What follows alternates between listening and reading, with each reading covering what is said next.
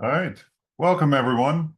I also like to welcome Allan and Chris to the team as we discuss this. Hello. So how the session is going to work is we're going to go through about a 10 to 15 minute. I'll walk through an economic analysis, some key trends going on economically. And then we will have 4 or 5 themes that Allan, Chris, and I will discuss in a fireside chat format. So welcome, everyone. And I will jump right into the trends. Share my screen.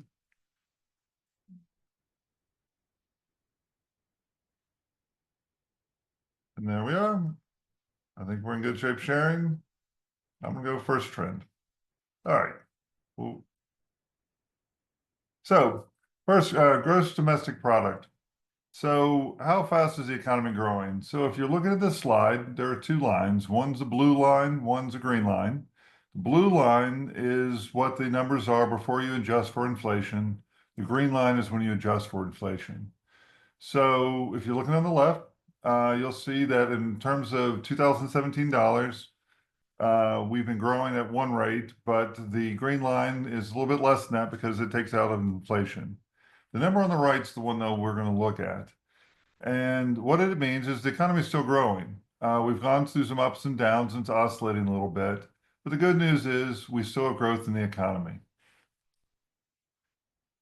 Bad news is that we've been tracking inflation for a while, right? It's been the top of everyone's mind. So the inflation metric we're looking at is consumer price index. It's broken into 2 parts. The blue line is when you include all the items that expenses that consumer would run into. The green line is when you look at all those items, but you don't include energy or food. And one of the reasons you don't include them is the energy costs can fluctuate quite a bit. So when we look back in May of 22, the blue line is significantly above the green line, primarily because the price of oil raised, the price of gas went up significantly. And one of the reasons why it's trending underneath the green line, the blue line is underneath the green line, is the price of energy is essentially trending much less than the other expenses. But the key takeaway from this is while the blue line is approaching that 2%, which is the target that the Fed wants us to target, the green line's been pretty stubbornly persistent above that. And until we can get that down, we're going to have some inflationary pressure. Now, some different chains of schools of thought on that. Some of them is it will gradually decrease and approach the 2, but we just don't know yet. And some of the policies that may come in place may put some pressure onto that inflation number.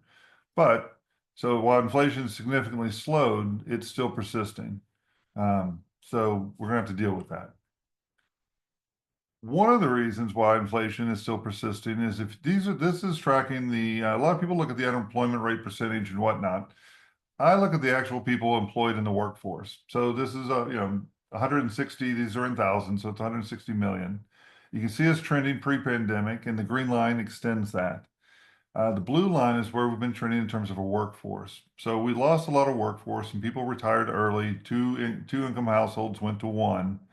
But we've never quite regained, became closer at parts, but we've never quite regained the full workforce that we had before the pandemic. So we're about 2.7 million. This is creating pressures around there's not enough people in the workforce to fill all the jobs, particularly that are out there. So this creates an inflationary pressure on wages, and it's something that's going to continue for a while. There's some things that would help this. Immigration, particularly the increasing number of people in the workforce, could help this. But this is still a negative pressure that's going on right now. In terms of rates, so the top line is the 1-month Treasury. And then so most recently, because of the decreases in the Fed funds rate, the 1-month Treasury has been trending down. So short-term rates are coming down a bit. But we're also seeing the long-term rates are beginning to rise back up. They followed downward path for a while, but now they're kind of going in the opposite direction. And some of that has to do with some of the inflationary pressures we think are going on, the deficit spending. But the key takeaway from this is longer term rates are probably going to rise for a bit. And the shorter term rates are going to fall. We'll get into normal yield curve probably from that. but it's a little different than we've been in because we've been static for a long time. So um, interest rates, we'll find out. All kinds of things could affect them. But right now, short-term rates falling, long-term rates rising. So this actually came up in the election quite a bit. It wasn't directly discussed as this, but I'll just kind of walk this through. So right now, there's kind of a tale of two economies. If you look at from January 1 of 2020 through November 4th, 2024, and you just said, okay, from that point until November 4th, how much did inflation go up? So CPI, Consumer Price Index, rose about 22.7%, which is a lot of inflation in that time period. Wage growth, though, actually outpaced it about 24.9%. So if you were doing the accounting of it, you would actually, in aggregate, wages actually went up faster than inflation. The issue of that, though, was consumer spending grew about 34%, driven by some of the stimulus spending. So what happened is while wages actually have caught up or outpaced inflation, the consumers actually got used to a spending pattern that was much higher than what their wages have gone up. And so they're having a hard time keeping that spending pattern, that lifestyle. And so there's this feeling, even though their wages outpaced inflation, there's the feeling that I am not able to continue to live the life I want because of inflation. And it really is more perception, but perception is reality. Um, and this really impacts people that don't have assets and that are living month to month on how they're spending. If you look at the overall debt, it went up 26%, which sounds like a massive amount, and we'll look at this in a little bit more detail later. But relative to inflation, it's not as big of an increase as you would think. So for those of people that don't have assets, they've got a perception that I'm not able to continue living my lifestyle the way I want to. For those that do have assets, Dow Jones index went up almost 50%. The S&P is up almost 70%. NASDAQ's up over 100%. And home values are up over 47%. So for those people that had lots of assets, those assets grew in value at a much faster pace than inflation or even spending. So for those folks, the economy seems pretty robust, seems pretty rich, and it seems like it's trucking along pretty well. And if you look at the mean of all of these, it's still it's a decent story. But if you look at the 60 to 70% of people that are on the left, where their spending habits have outpaced their earning habits, the economy is very much a struggling place. And one of the places you can see that is this. So the San Francisco Fed was tracking this for a while. And this looks at the personal savings rate and how much people saved up during the stimulus spends and how much they spent relative to the normal savings rate. So between March of 2020 and July of 21, we accumulated an extra about $2.1 trillion worth of savings. Since then, we've spent about $2.3 trillion worth of savings. That break even occurred back in May of this year. What it means in aggregate is we have spent through the excess cash that we built up during the pandemic, and the consumers are now living off of savings or credit more so than they were. So this is a headwind from a consumer spending perspective. It also means this is the underlying reason why a lot of folks felt they had a lot of purchasing power, consumer spending power, and now they're beginning to feel very differently about that. Let's look at debt. Part of the way that they're funding the ongoing spending is we've increased debt $3.7 trillion since March of 2020. Sounds like an enormous amount, 26%. It is $3.7 trillion is a large amount, but 26% is relatively, inflation's around 23%. So it isn't as massive as you would think. But it does mean consumers are building up more and more debt. And in the environment of increasing interest rates, those payments become a further headwind. So consumers, if you're not in that group that has lots of assets, the consumer spending environment in the consumer environment is very challenging.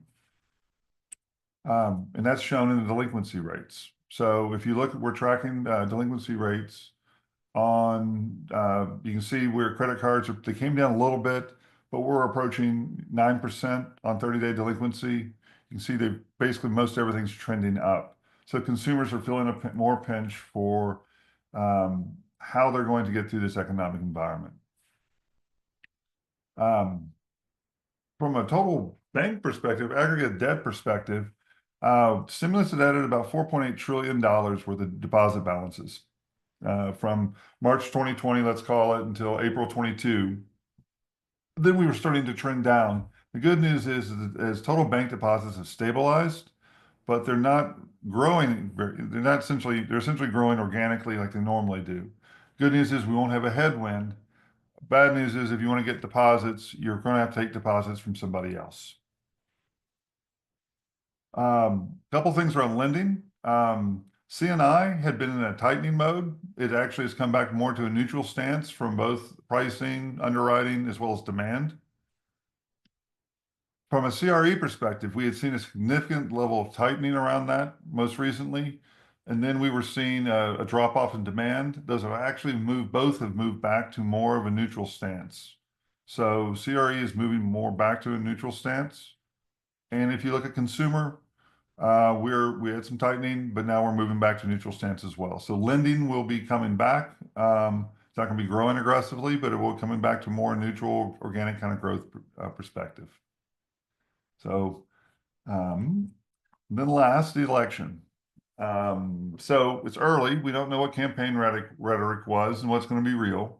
It's more likely the M&A environment for banking is going to be better or easier. I don't know if better is the right word, but easier. A lot of the positions are actually appointed by the president. Powell's term doesn't end to 26. Crypto is probably going to be more regulatory friendly. We talked about rates. Short-term rates may not fall as far as they were going to, and long-term rates may rise a little bit. But mostly we need to wait and see what was rhetoric and what's going to actually come through. So that's a background for the kind of economic environment that we're in. And I look forward to talking to Chris and Allan about some themes, and I'll kick us off with one. As we were looking at the trending over time through some of these things, the business model of banking has really been impacted by that just the economic shift that we've seen from a rate environment, from a balanced environment, everything else. You know, for 15 years in banking, we grew essentially by grow more loans, add some fees, reduce some costs through digitalization, declare a victory, move on. What do you guys think about the business model in banking, how it's evolving, and how does that impact fintechs? I'll start with you, Allan. Well, there's a lot there, man. First of all, it's good to it's good to see you. I hate that it's virtual, much better in person, but it is good to see you. Yeah, I would certainly concur with your last comment there. It sort of allows me to think back to when I came into the industry. Not going to give away my age, but you'll be able to back into the number. I came in January of 2001, right before the dot-com bust, right before 9/11, obviously. And really for almost my entire career, it was, to your point, it was all about asset growth. You know, it was make loans, make loans, make loans. And that's, you know, ultimately what you sort of built a career on to the extent that you were in the, you know, corporate commercial banking space. But all that changed on a dime almost. You know, it seems like you could sort of tie it back to March Madness of what was it, 2023 when yeah. Silicon Valley failed. Yep. I mean, the whole industry had to sort of retrain. The whole banking industry had to retrain on a completely new skill set, which was candidly pretty difficult, and it took, you know, especially took the community and small regional space a little bit of time to adjust to that. But I think your numbers, the economic numbers, kind of prove out that maybe we have adjusted to a little bit different business model. Chris? Yeah, I'm going to jump in. You know, again, love the slides. I thought really great recap, especially, you know, since we're changing, you know, what I would call sort of a different view on the economic regime that we're entering in. So, I think this is one of those cases where the tail actually does wag the dog. And I think it's all going to be about where the regulators are going to meet the banks and what they're going to more or less force them or allow them to do. And so, from my perspective, when we talk about changes in the business strategy, I think it's really going to be telling once we see um, what some of the proposed changes are that we're looking at, whether the CFPB is going to be uh, lightened up a little bit. I remember hearing on Andreessen Horowitz's A16Z podcast that, the that their company feels relieved with the new economic, or at least the new political landscape in Washington, making it more conducive for their crypto investments to be flexible. So, the question you posed, Mac, is pretty broad. I think for banks, when we get down to it, the traditional aspects of lending and taking deposits is still going to remain core. But to your point, when we look at the funding of that balance sheet, will we be in an environment where deposits are being priced up, or are we going to be in an environment where it's a little bit more acceptable to do what I would call some wholesale type funding, maybe hitting the window, maybe borrowing more from the FHLBs and things like that. So, Yeah. From a fintech perspective, because I mean we're all at fintechs, so I'm thinking that this change to going after both sides of the balance sheet is going to move us away from single product to how you start thinking about things in terms of relationships. And as fintechs, how do we think about, because a lot of us have sold things on single silo product lines, right? We're trying to take this particular product, make it better, make it work better. How do we reposition this in the context of a relationship, just in this changing model? Mm-hmm. Either one? Yeah, I mean that will definitely be interesting, man. Fintechs for the last 2 or 3 years have certainly been driving the narrative around, using fintech product to drive deposits. Whether whether those things materialized or not, a different conversation, probably for a different day. But I do think that it's sort of perfect time for fintechs, in my opinion.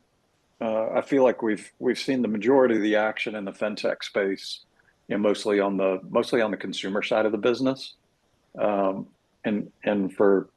got slowed down a little bit during this macro environment. But now we see at least I see in what I do on the advisory consulting side, I see a pretty significant shift and focus over to the commercial side of banking as it relates to fintech. So I think that's a pretty positive sign. I mean, in my opinion, the fintechs there's a lot more opportunity for them, in my opinion, on the asset and asset growth side of the balance sheet than there is maybe on the liability and deposit gathering. There's a lot of niche strategy to deposit gathering these days. So I'm pretty optimistic about where it all heads. Funding is down obviously for the fintechs, but pretty optimistic. Yeah. I mean, one of the things I think about, we're talking about a world of change.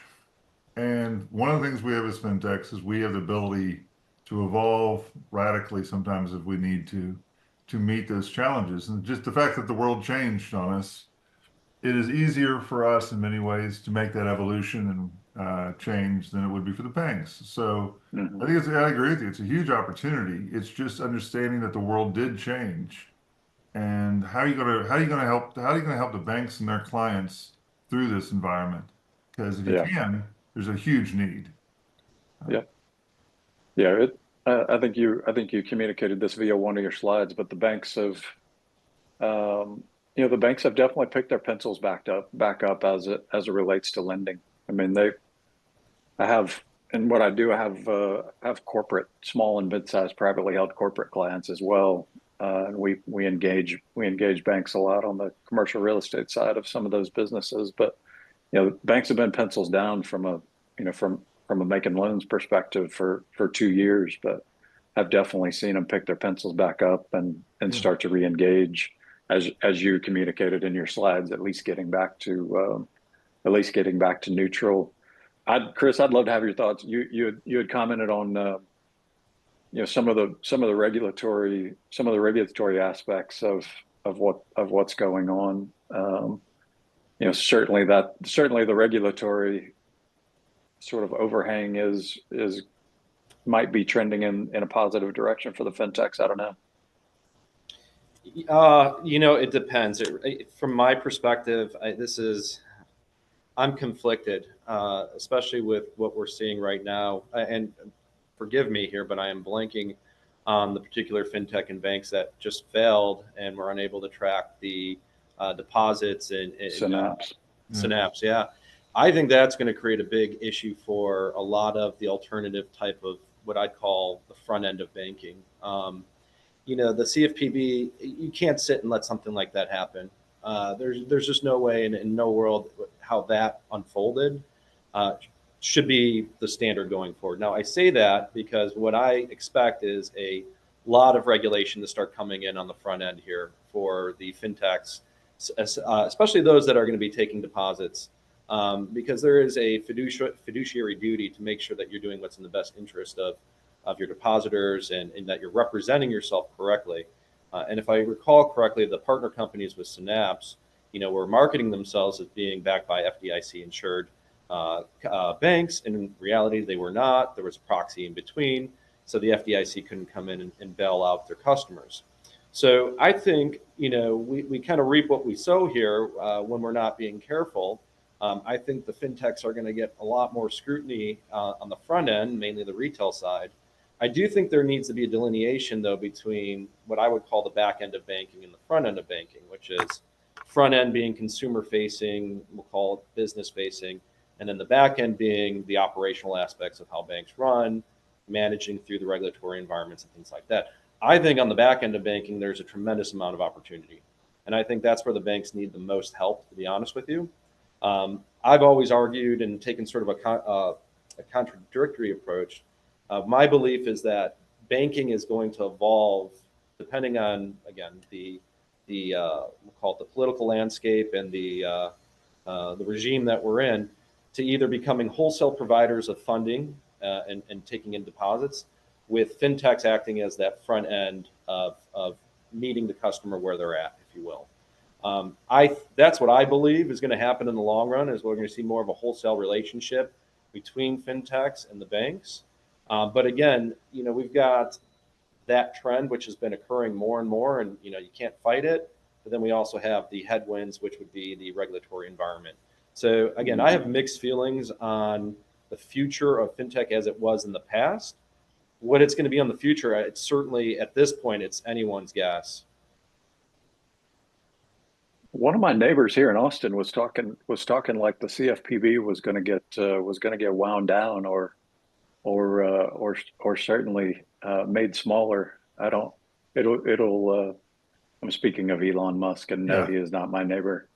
He lives in a very different neighborhood. But that, in all seriousness, I am paying most attention to the, what is it called? The DOGE, D-O-G-E, Department of whatever it is. I saw on CNBC actually this morning, there is an estimate or sort of the mandate of that effort is to cut $2 trillion out of government spending, on an overall like $6 or $7 trillion spend.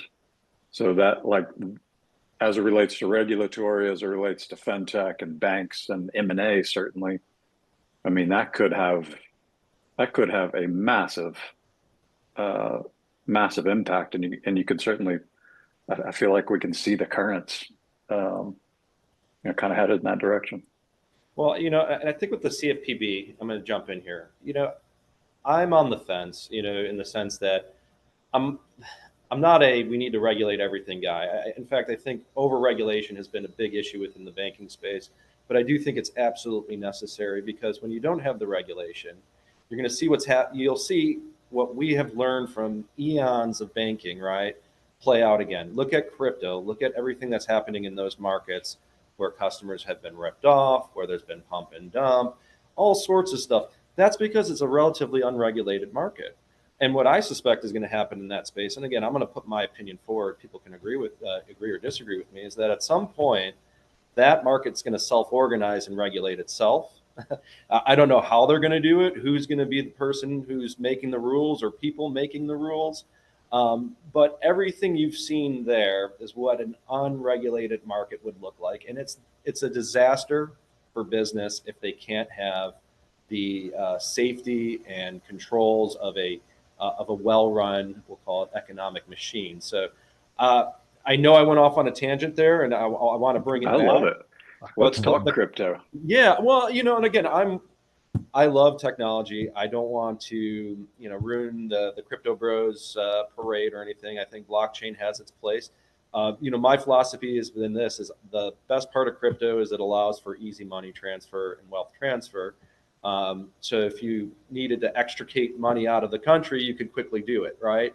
But really, that's kind of it. You can't look at it as a value store because why? There's a million of them, right? Everyone says, well, Bitcoin has only X number of coins, this, that.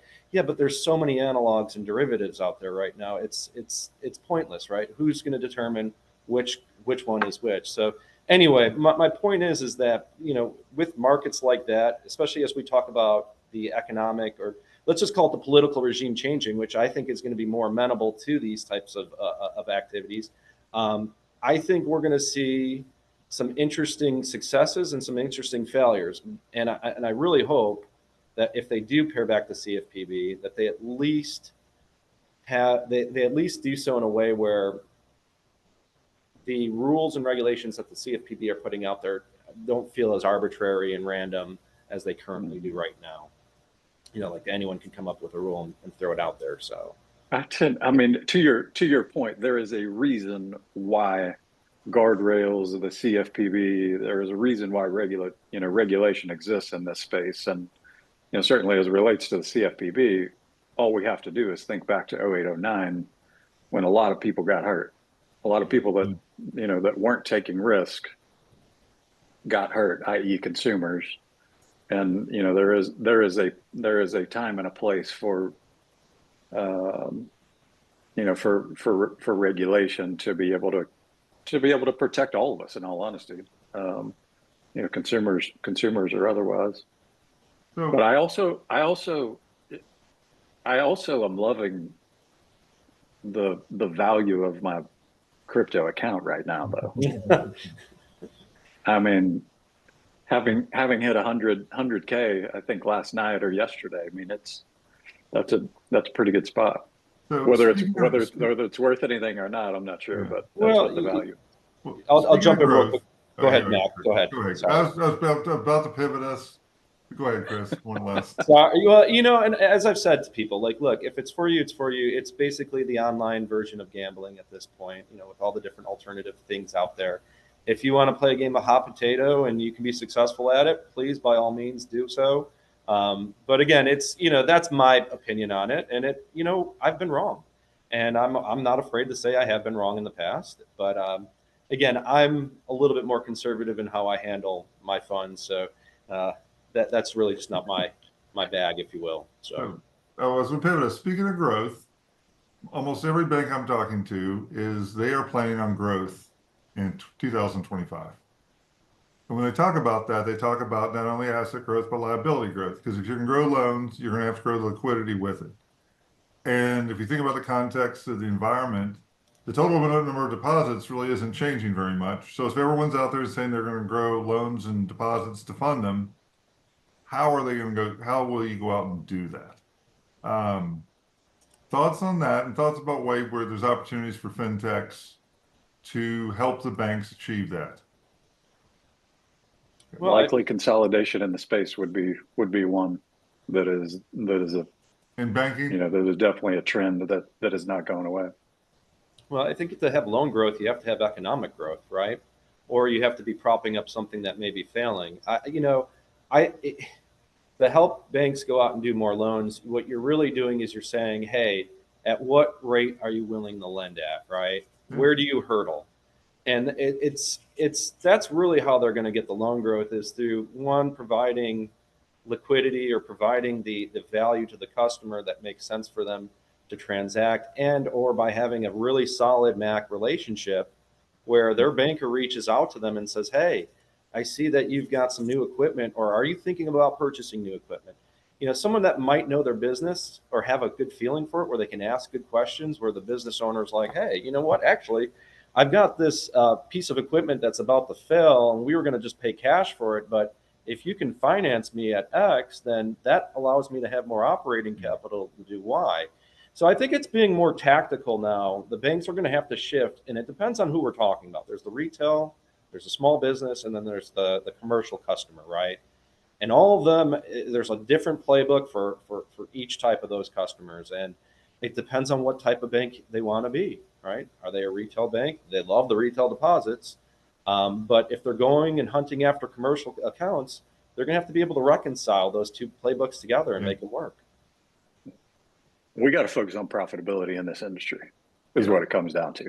We have been, and I should say this, I'm not necessarily talking about the money center banks, and I'm not talking about the huge regional banks. I'm talking about the community banks, especially, and the small regionals that that drive a lot of the activity in this country. Like they have struggled for years from a profitability perspective. So like I get, and I would love to see one added slide to that deck, and that is how community bank profitability has sort of changed over. I have to think that it's been headed in one direction. That would be down and to the right. But ultimately, we got to focus on profitability. And I think with profitability goes that if you ask most banks what they're going to focus on 2025, it's kind of funny because I've done a lot of strategic sessions. It's all about the relationship banking. They talk about it that way.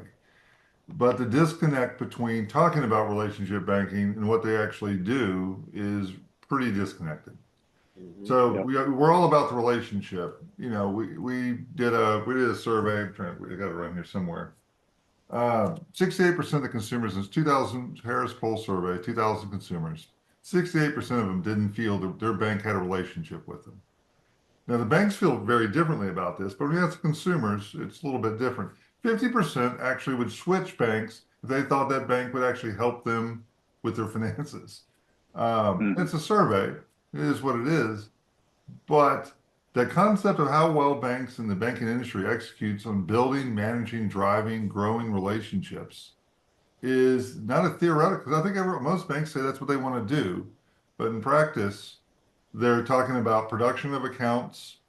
I'm going to incent you, on accounts. It is more transaction related than it is relationship building.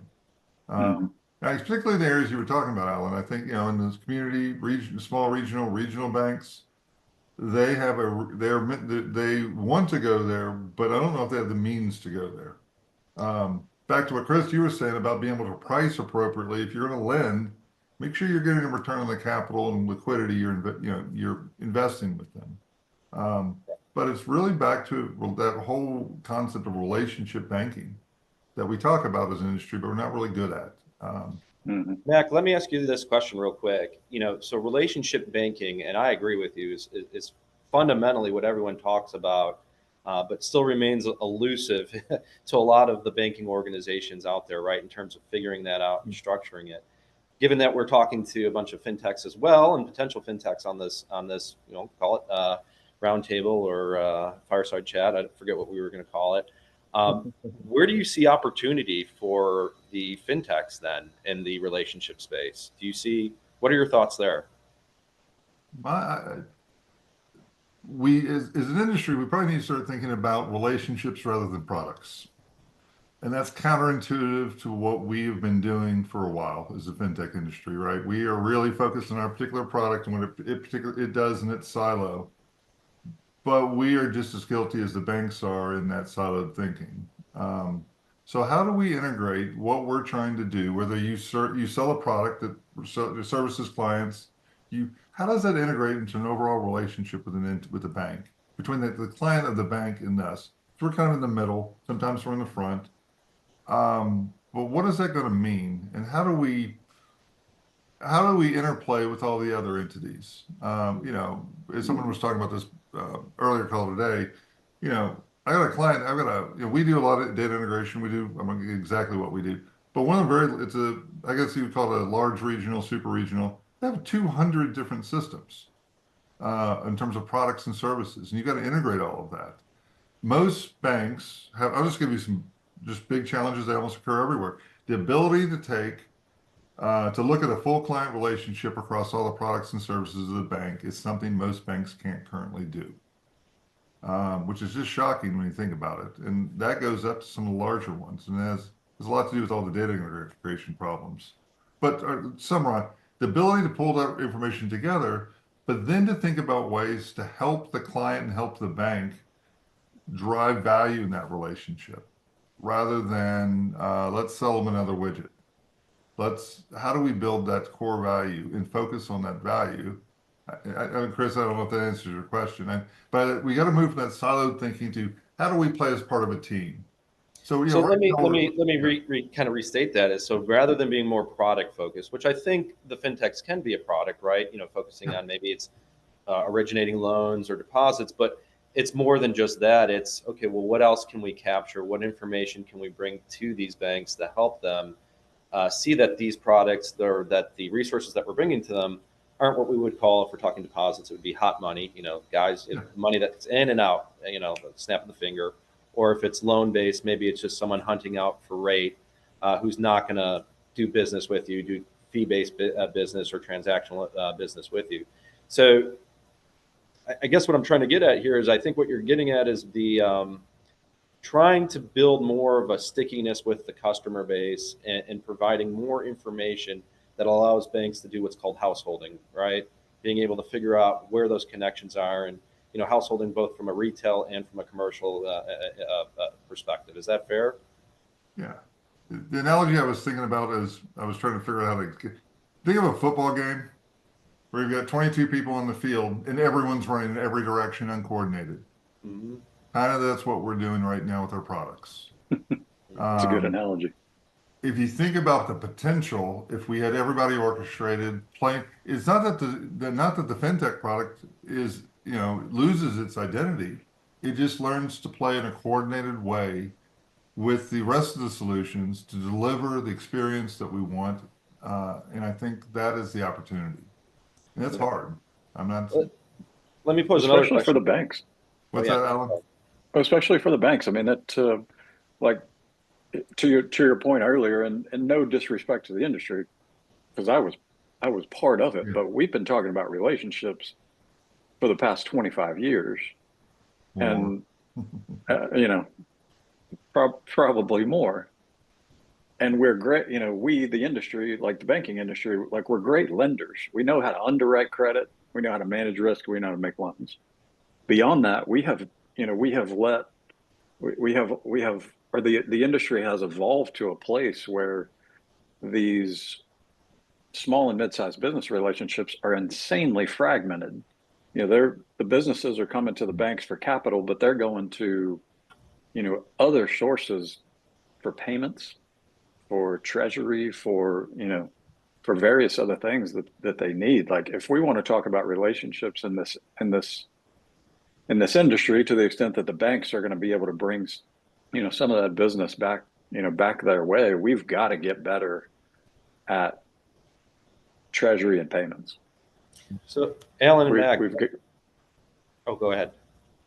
I was just going to say, we've got to, back to the point, we've got to focus on profitability, but we've got to find ways to generate revenue outside of a net interest margin business. Yeah.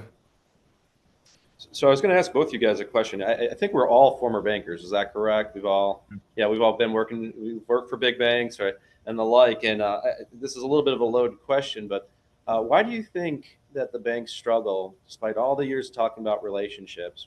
What is the biggest issue that you guys see that stops them from doing this on their own? Skill sets. I think it comes back to Mac's original point.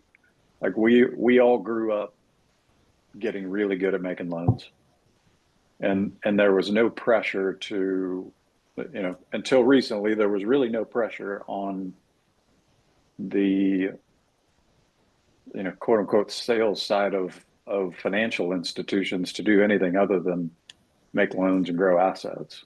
Mhm. So there is, in my opinion, there's a skill set gap, among other things, that exists in the space with, folks being able to look at a business in a more holistic way and find solutions that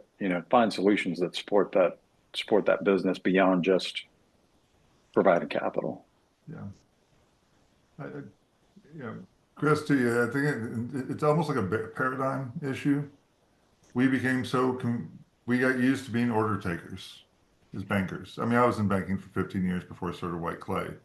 The human capital shift requirement is massive. Just think about this. March of 23, all of a sudden deposits pack up. How many people in a bank even remembered or had experience in pricing deposits?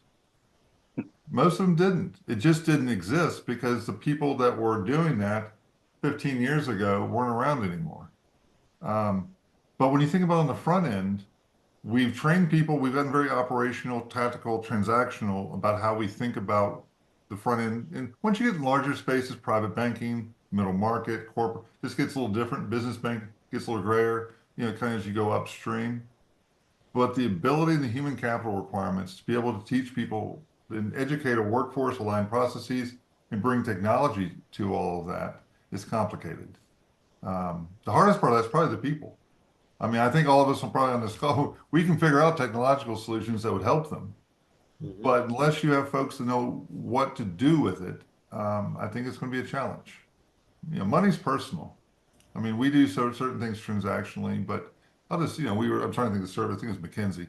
If you have an issue with money, you either want to talk to someone on the phone or you want to go into a branch or you want a personal contact somewhere, generally speaking, if you have a material financial issue at hand. Yeah. It's just, money's kind of, emotional more than anything else. But I think the opportunities around it exist. Now, I'll just say, because I worked at some giant banks, the operational technical issues surrounding it are enormous. But moving 200,000 customer-facing people to change how they do work business every day, and that is just, it's almost like a business model shift. It changes how you do business, how your math works.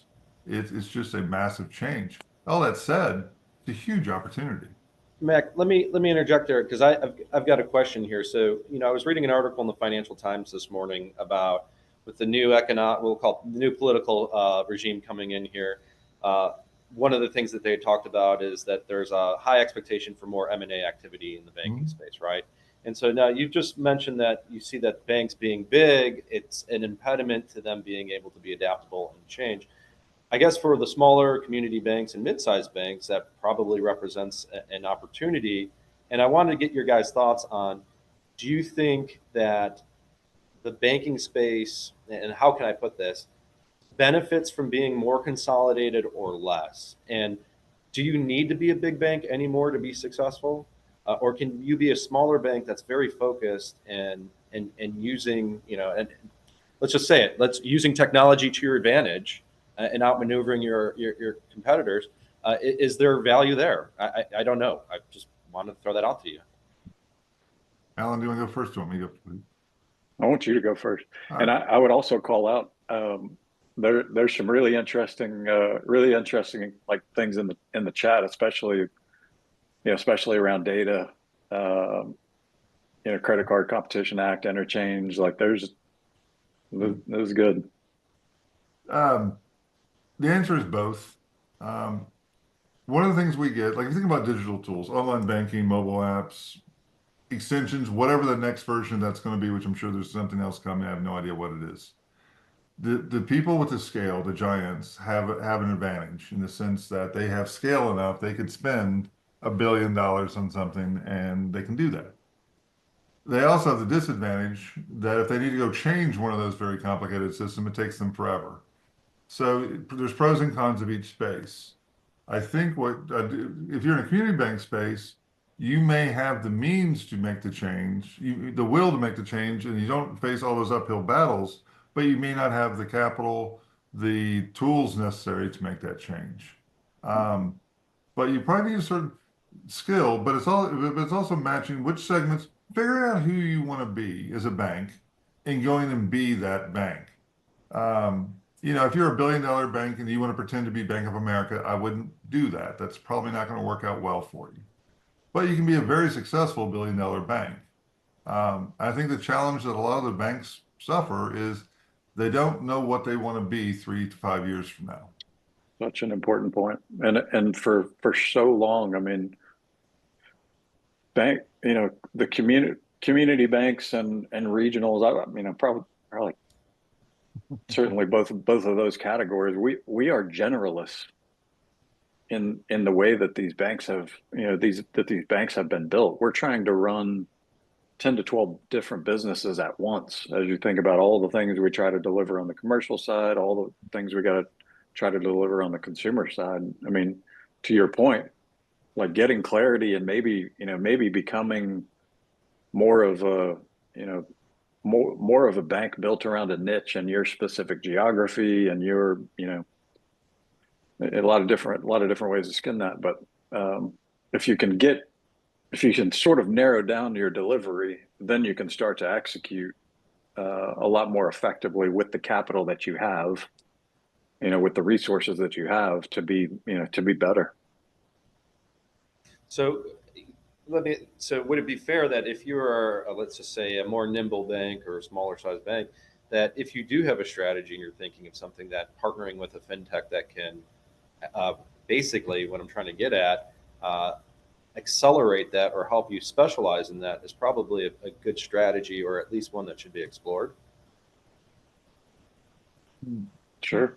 And ideally your core is along for that, Yeah. along on that journey. I mean, like the collaboration between fintechs and the cores is mission critical to being able to execute on what you're talking about. We're in a team sport game, and sometimes we act like individual people running around. Just what you were just saying, Allan. It's the coordination of all those related parties, the banks, all the people inside the banks, which there's many, the cores, the various fintechs, even your own clients. It's getting all those things aligned.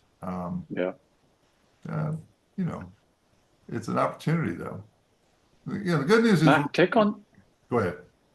I want to hear your thought. Take on this data question that's in the chat.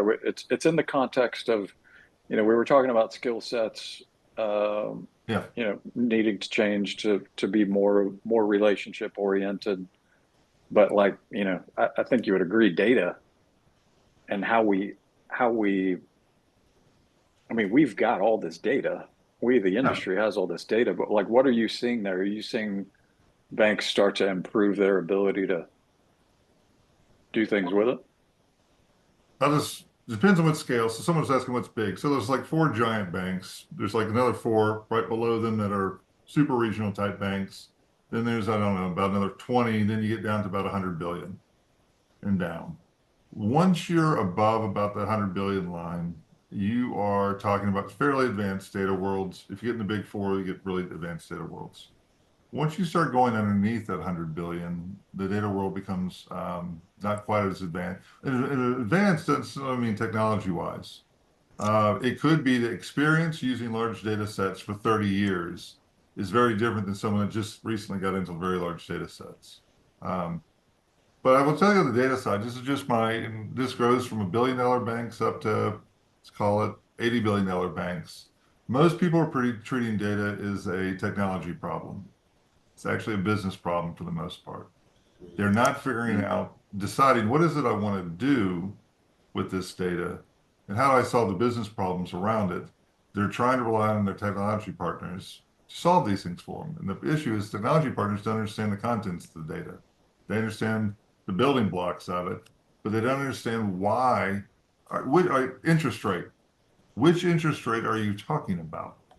There's about 8, and we could talk about which one's appropriate for which business decision. But most folks on the technology side are not going to have that understanding. They're going to see a field that says technology, and we'll put it in my data model. I'll fit that into my whatever, or lake, wherever you want to go. But I think we're overcomplicating the technology aspect of this versus what we're trying to do. I don't know if that helps, but I will say this: almost universally, most banks have data issues. Yeah. The ability to put a relationship together is not just a small bank thing. It goes all the way up the spectrum, and it's complicated. But what's the question maybe exactly as it relates to the fintechs, there's got to be an opportunity. If that is among the biggest data is among the biggest problems in this space, beyond beyond skill sets and things like that, is in an effort to get to a more relationship focus.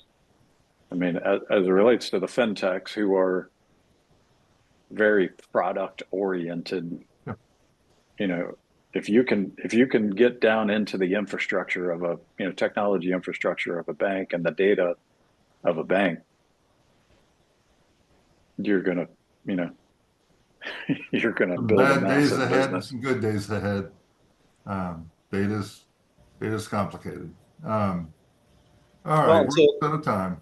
Okay. Any last comments before we wrap up? Any thoughts on 2025? Comments on 2025. If I had to choose one word, it's optimism. Yeah. From the standpoint that we're at the back end. We appear to be at the back end of an economic cycle. We're at the back end of an election cycle. I think for this industry, the business model has probably forever changed. We're better at building banks because we're focused on both sides of the balance sheet at this point, and improving our ability to be relationship oriented. So I'm optimistic. I want to watch what this Doge committee does, but I'm optimistic. Yeah, I wish I could be unique here, but I'm with Allan. I'm cautiously optimistic. I mean, I see a lot of great things. I also see a lot of potential problems that could arise. But I think, from my standpoint, I think there's a great experiment that's being run right now, and I can't wait to see how it plays out. So from my perspective, I'm optimistic. Mm-hmm. I believe we're going to have some chaos. I think we're going to have a lot of change. And to me, chaos usually produces opportunities. Yeah. So I'm optimistic from that standpoint. I don't think it's going to be. I think it's going to be a chaotic optimism, though, the ability to realize it, right? And it's going to go pretty fast. That's kind of where I'm at. I just want to thank you, Allan and Chris. Thank you, everyone in the audience, for joining us. And I'm trying to go through my panels. This whole session will be on demand later. And please enjoy and take part in future NFO events. So thank you guys very much. Have a great holiday season, and everyone be safe and have some fun. All right. Welcome, everyone.